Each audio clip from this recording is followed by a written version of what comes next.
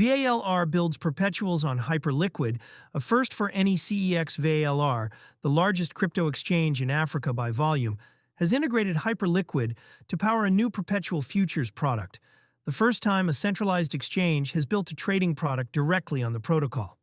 The move was reported by Cointelegraph on July 3, 2026, citing VALR's launch. The detail that matters is the word directly. Most centralized exchanges run their own in-house order books and matching engines.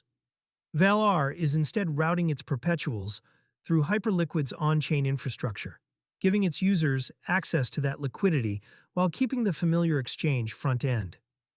For a protocol that has spent the past 2 years positioning itself as the on-chain venue for leveraged trading, having a licensed CEX build on top of it rather than compete with it is a notable shift. A licensed exchange plugging into a DEX. VALR is based in South Africa and holds regulatory approvals across several markets, serving retail and institutional clients. Building its perpetuals on Hyperliquid means its customers trade against the protocol's shared liquidity pool rather than an isolated VALR book. In practice, a trader opening a leveraged position sees the VALR interface, but the order depth and settlement live on Hyperliquid. That arrangement blurs a line the industry has treated as firm. Centralized exchanges have historically guarded their order flow as a core asset. Handing execution to a public protocol is the opposite instinct. It suggests VALR concluded that Hyperliquid's existing depth is worth more to its users than a proprietary book it would have to bootstrap from scratch. Hyperliquid's pitch to institutions. Hyperliquid runs a purpose-built Layer 1 chain for derivatives, with an on-chain order book that settles trades without a central operator. Its selling point has been deep liquidity and low latency for perpetual futures, the leveraged contracts that dominate crypto trading volume. Until now, its users were mostly self-directed traders interacting with the protocol directly or through front ends. A centralized exchange integrating at the infrastructure layer is a different kind of adoption. It routes a regulated venue's entire perpetuals order flow into the protocol. If other exchanges follow VALR's lead, Hyperliquid becomes less a competitor to centralized venues and more a settlement layer they build on, similar to how fintech apps sit on top of card networks without operating the rails themselves. Leverage risk sits with the user.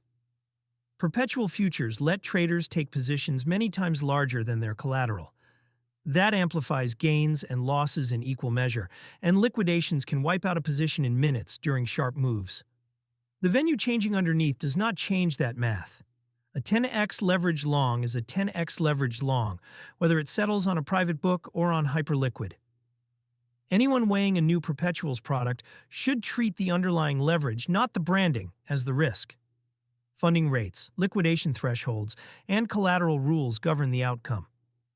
Traders who want spending utility from their crypto rather than leveraged exposure are better served by stablecoin-based cards that spend a fixed balance without the liquidation risk that comes with margin.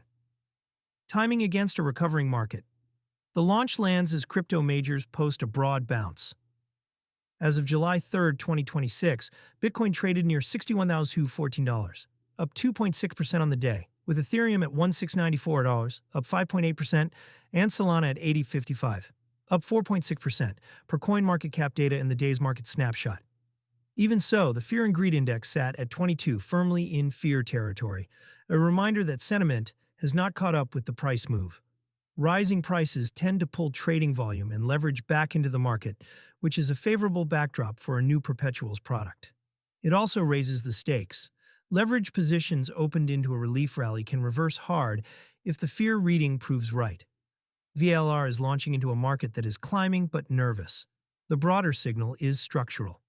A regulated African exchange, choosing to build on a decentralized protocol rather than around it, points to the two halves of the market converging at the infrastructure layer. If that pattern holds, the question for the next centralized exchange planning a derivatives product is whether to build its own engine or rent Hyperliquid's.